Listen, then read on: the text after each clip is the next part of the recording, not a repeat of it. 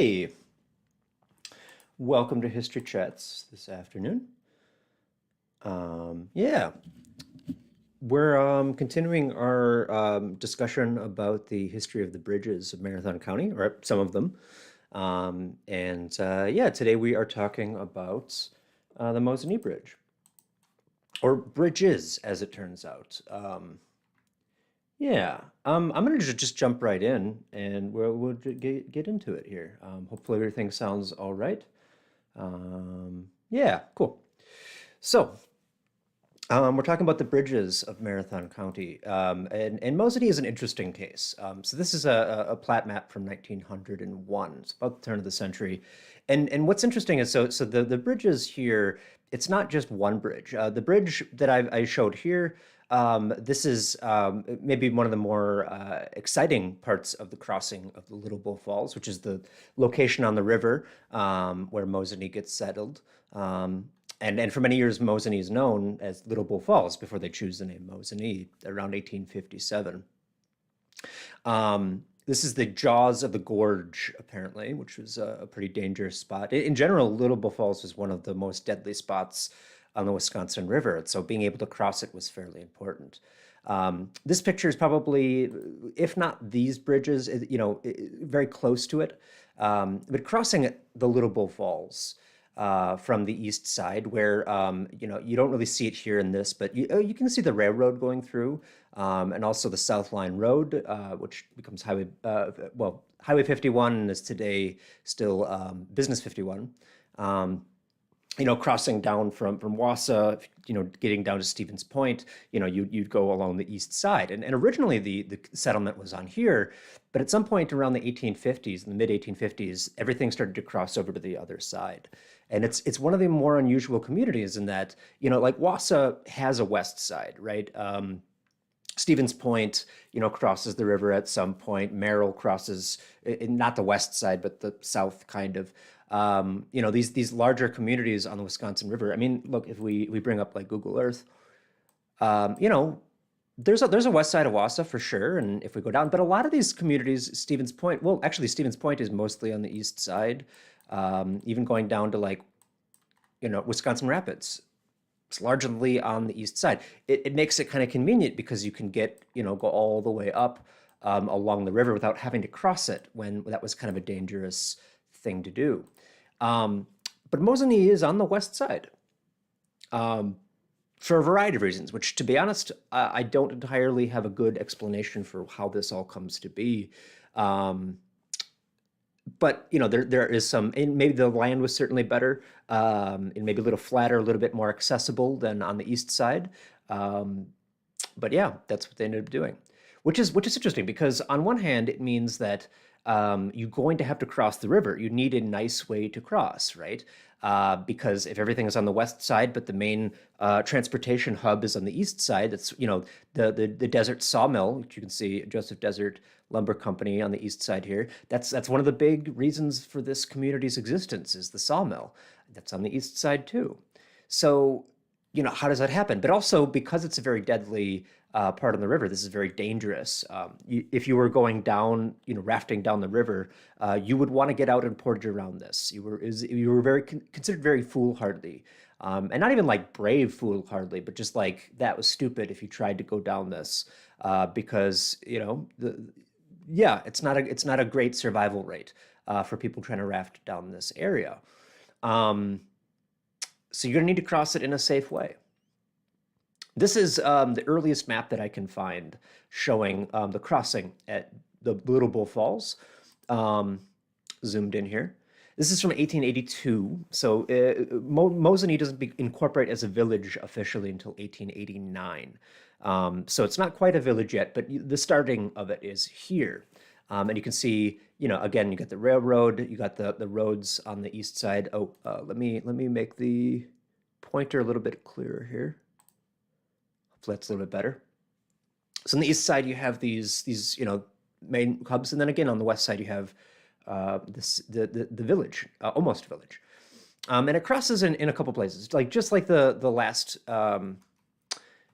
Here it's not just one crossing; it is in fact crossing over to the island and then going kind of down and then crossing over where it was a little bit safer to cross.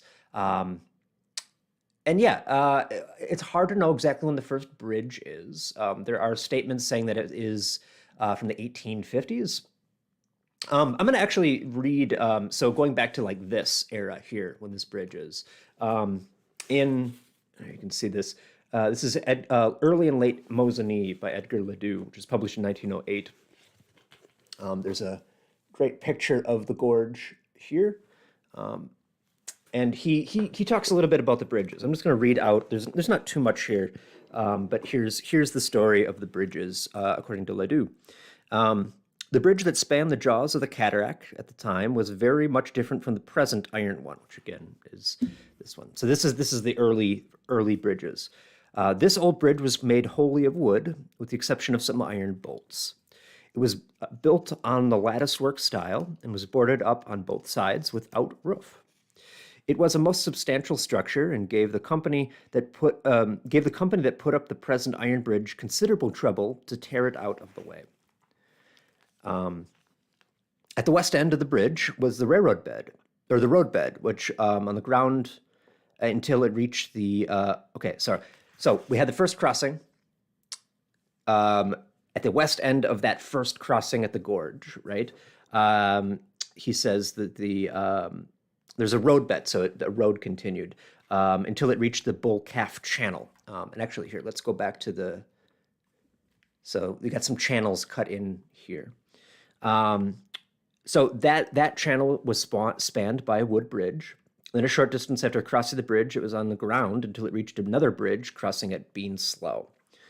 This is the longest stretch of the bridge, crossing the main channel of the river, and there was quite a sharp rise coming off the bridge up onto Little Bull Island. So through here, and then then it continues down. Clear sailing was had with the exception of several quite large mud holes until you reach what is Mill Slough, which is, I believe, on the west or the west bank of the river here. This channel, which also spanned with a wooden bridge, somewhat lower than the one now in use, which we gracefully cross and brings us right into Mosinee. There's a couple things of note here. He's talking about the early bridge as being a covered bridge, and it was a covered bridge. But usually when you say covered bridge, you mean like it has a roof. But in this case, it didn't have a roof. Instead, it had sides. So it was a latticework style. And actually, we can see a picture of, I believe, what is this bridge here, which came from another history book, which I'll talk about in just a second, their accounts. But this is from Mosinee, the Centennial book in 1957. So it's not a great picture, but what you can see is it's, again, kind of crossing over here. It's a wood bridge.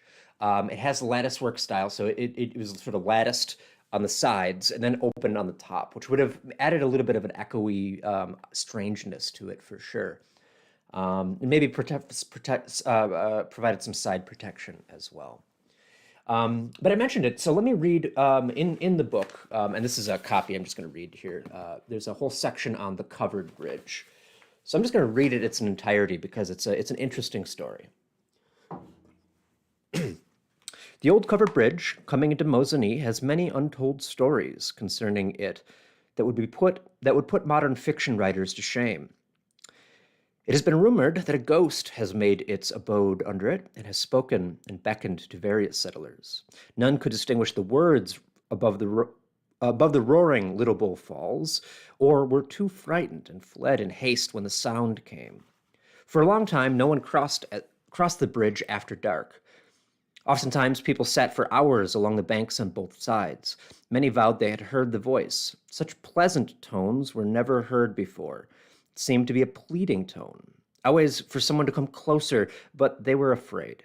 Some said it was a mermaid drawing people to destruction, as a human form was seen to slip off Shoemaker's Rock one night into the waters below. Months passed. A lost traveler looking for the Mosinee came to the bridge. It was about midnight. Not a light could be seen on the other side. He started to cross. Only the clop, clop, clop walk of his horse hooves could be heard, which echoed loudly across and above the roaring falls below. It would surely wake the dead, he thought. Clop, clop, clop. And he started in the second lap, which I think means the second section here. Suddenly his horse stopped. A voice did come out of the darkness, clear and distinct. The settlers in the town heard the sound of the hooves loud and clear, like the distant beat of 1,000 tom-toms. Could it be possible that at that hour that someone had dared to cross the bridge? One by one the people arose from their beds and lit their candles, lamps, and lanterns. Hastily they opened their doors and ran to their neighbors. Had they heard it too? Yes, they were not mistaken. Others came running out. People were standing in their nightshirts with lamps and lanterns in hand. Could it be that the ghost had decided to come into the village? Women and children remained indoors, closely huddled together in fright. Again, the clop, clop, clop was heard. Now it was at the very end of the bridge. Slowly, the people walked toward it, with hearts beating fast. Out of the darkness came a lone rider. They turned and stepped back, but it was too late. He was in the midst of them, in their fear and trembling. Finally, a weak voice with shaky finger pointed towards the bridge, asked the rider if he had crossed the bridge. All kerosene lanterns were raised high as the rider came closer to them. More handsome a man they never did see, tired, to be sure, and weary from the long journey. His face was pale, and the many ghastly lights held close to him, but his eyes were shining like stars in the heavens, and his face showed the greatest happiness ever seen. Did he encounter anything? The most unusual and pleasant voice ever heard came from the rider. Yes, he admitted, there was something very unusual, but nothing to be afraid of, for I bring you wonderful news. As he had started across the second lap of the bridge, a voice come from the darkness. His horse stopped, and he was frozen. He was as if frozen to the saddle. He asked who it was, and the voice said, I am the patron saint of Mosinee, the future guardian angel of the community. I have been sent to guard the destiny of all who come here. Go forth and take this message to all in the village. Have faith. Do good work. God will bless you and be with you, and always, as Mosinee has much to offer in the future. And that's the history of the covered bridge. So I would suggest that this is not a something that could be seen as a direct history.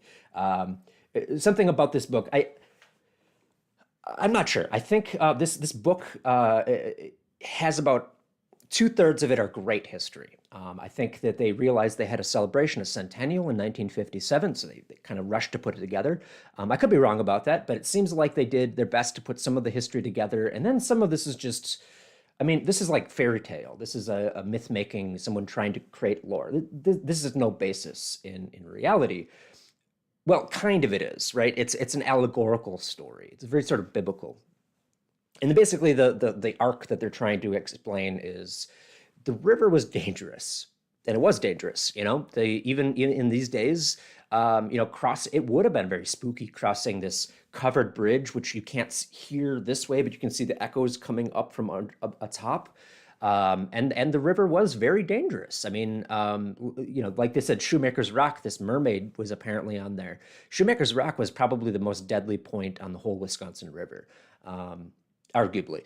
So, you know, there's reason for them to be concerned.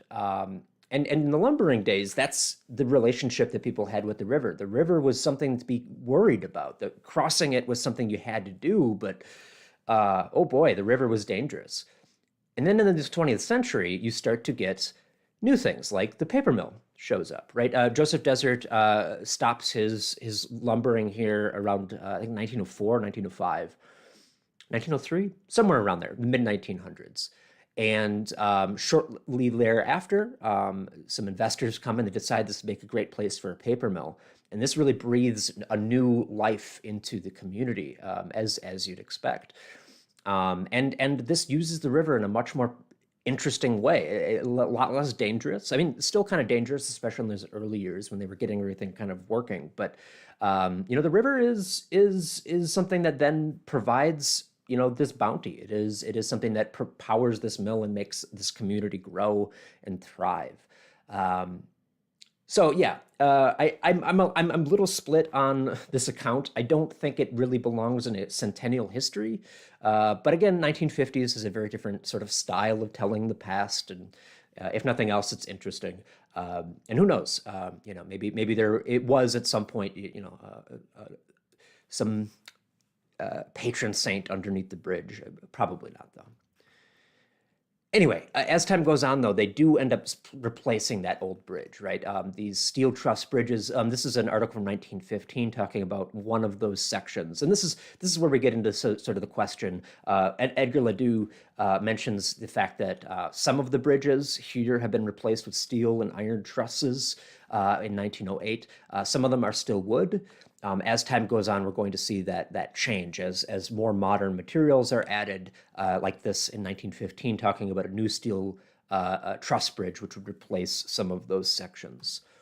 And looking at the plat maps here, 1923, we can see, again, the plat maps are helpful to an extent. You can see Mosinee is kind of growing a little bit. That's kind of interesting to see. But 1923, it's a village now. It's not necessarily a city yet, but that's coming. But you got the paper mill here. And then you have, so the crossing still has that jut, right? So it's not as much of a smooth crossing as before. And then there's this dam. And honestly, I think that this is a not great representation of what the reality is. This is an area. Oh, never mind. We'll get an aerial in a second here. But these are these steel truss bridges and some postcards. Again, probably a little earlier. These are from James Colby's work. So you can see which is to say probably like in the early 19 teens at the latest. But you can see these steel trusses and maybe at low tide here. Also worth noting with the changes to the use of the river itself changes, and so it might not be quite so dangerous in the same way that it was earlier because the water level may have shifted and where things are. But still, not something you want to trifle with. Another stretch of the bridge here, you can see is a horse and buggy or a wagon kind of going out that way. Here, and I think this is actually a new automobile. And I don't know if you can read this sign here, but it says $5 fine for driving or riding on this bridge faster than a walk. Village limits, autos and motorcycles, slow to 12 miles. So a little bit there. You can also see a little bit of the dam here. Not a dam in sort of the traditional sense that we're used to seeing today, but something to kind of hold back the water a little bit and kind of regulate the water that's crossing. So again, going back to this, you can see that there is that dam here. And this is a little confusing. This is an aerial photograph from 1925.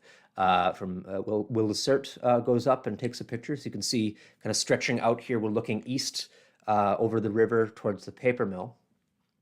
If we zoom in, you can see here, you have the in red, this is that crossing. These are the main bridges. There's also sort of a quasi bridge if you could technically get over on the dam here. So there was this sort of low dam on the east side, and then on the west side, you have a little bit more of a substantial dam to kind of control the water. For down here, another dam. I think this is a hydroelectric dam. Although, not that I'm saying that, I don't know that that's actually true, but obviously a little bit more of a established structure. But yeah, so you see that crossing kind of continues. It's sort of a Z pattern, kind of zigzagging down the Little Island, and then crossing over towards the city of Mosinee. Yeah, so this is 1930. Again, it's hard to say whether they didn't put all the islands in at this point, although also the river is changing. If we were to compare the actual footprint of the river here in 1930 to 1900 or 1880s, it would be a little different. But you still have that sort of zigzag thing happening. I wanted to put this in here in that, and actually I think I highlighted, did I highlight the wrong one? Let's go back here. So out of Mosinee, you get 153, which kind of develops in the 1920s. So yeah, I think this is 153. I just need to actually check. Yeah, 153. That starts up, being developed for automobiles, for those purposes. Of course, as people are driving around in automobiles, we're going to need, better roads to accommodate them. And so if you're crossing the river, this becomes one of those crossings. which also maybe probably leads to some changes to the river, the bridge itself. But also, notably here, 1931, the city is created. So Mosinee becomes a city proper, and with that, one of the first things they do, well, some of the first things that they end up doing after electing. Technically speaking, they kind of decided to become a city, got the approval and all of that. They had an election, and then a couple weeks later, the city charter said, "All right, here you are from the state." So technically speaking, they weren't allowed to actually elect people, but it was close enough that they let it by. Just kind of one of those weird things for the timing.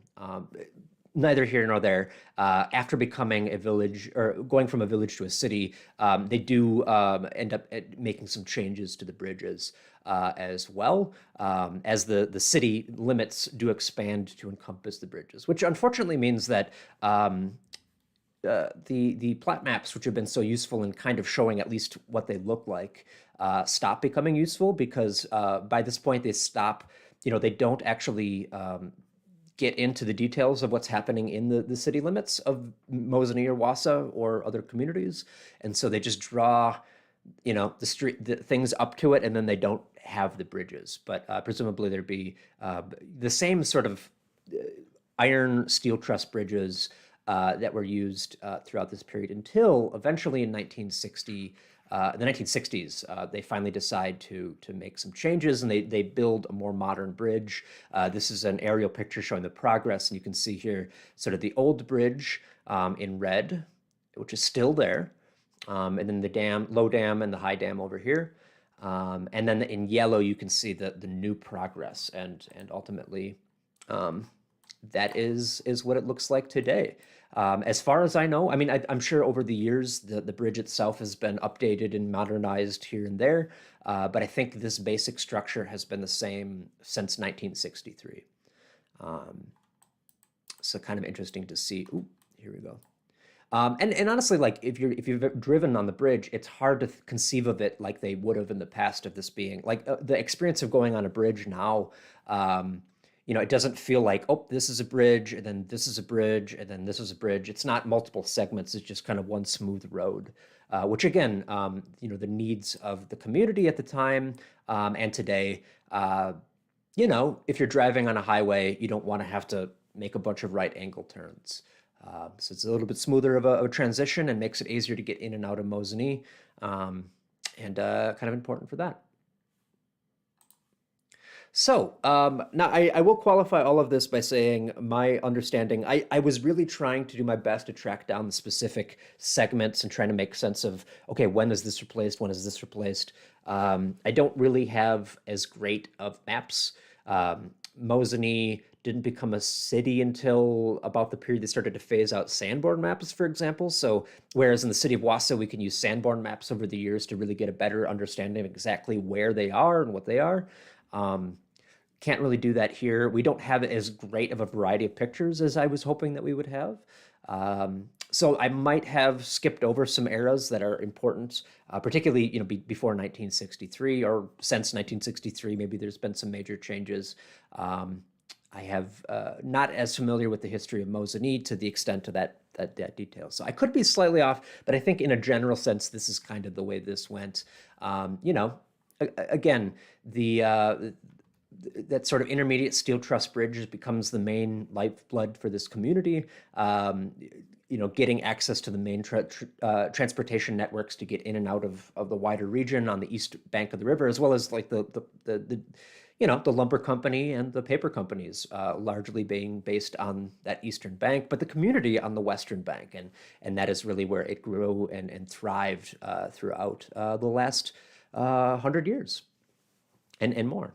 And who knows? Again, next time you're crossing over, if you find yourself driving over the modern bridge to Mosinee, keep an ear out. Maybe hear if you can hear any mermaids or patron saints speaking to you from underneath. Maybe they're still there, and just need to listen. Yeah, there you go. That's just a brief history of some of the crossings at the Little Bull Falls. Hopefully it made sense and you enjoyed. If you have any questions or comments, I'm going to take a look in a second. So this is your chance to type them out. In the meantime, though, I want to just mention we have one more week yet. Oh, that's the wrong one. One more in our theme here of the Bridges of Marathon County. Eric Conop is going to be joining us next week. He's been doing some digging into a quite unusual story of how a local bridge ended up in a field in Montana, which is where it sits today. But originally it was in Marathon County. So you have to tune in for that story and more about another crossing next week. But also this weekend, the first another river story, another important story to the history of our community on the river. The Wisconsin Valley Improvement Company will be joining us, some representatives, to talk a lot about the history of their company, which is, if you're not familiar, the Wisconsin Valley Improvement Company was and kind of runs the river and makes it so that the river doesn't flood. Kind of cooperation between communities. And make sure that we get a nice, consistent river and make it easy for us to do out kayaking or, get that hydroelectric power for those places that still use it. Yeah, so it's really fascinating. We've been trying to get them over the COVID years here. We've been kind of having to go back and forth about getting them in. It's finally going to happen. This is going to be this Saturday at 2 o'clock for the History Speaks coming up. So if you're interested in that, come on down to the Woodson History Center and here in Wausau, and we'll learn a little bit more about the river. Yeah. Okay. I'm just going to check here if there's any comments.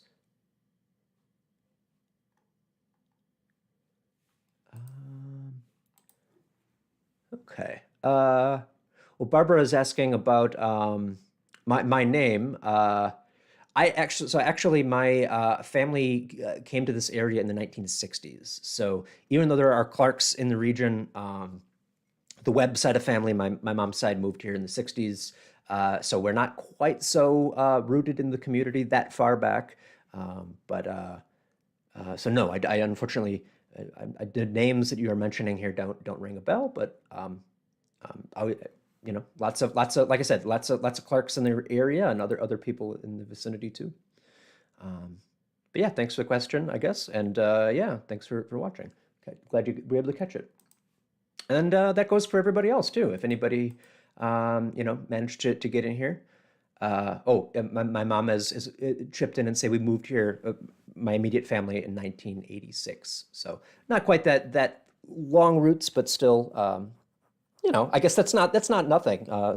We've been here for a couple decades. Anyway, I think I'm gonna call it there. Again, more great river history coming up this weekend, and Bridge next week, continuing at 12:30 as always.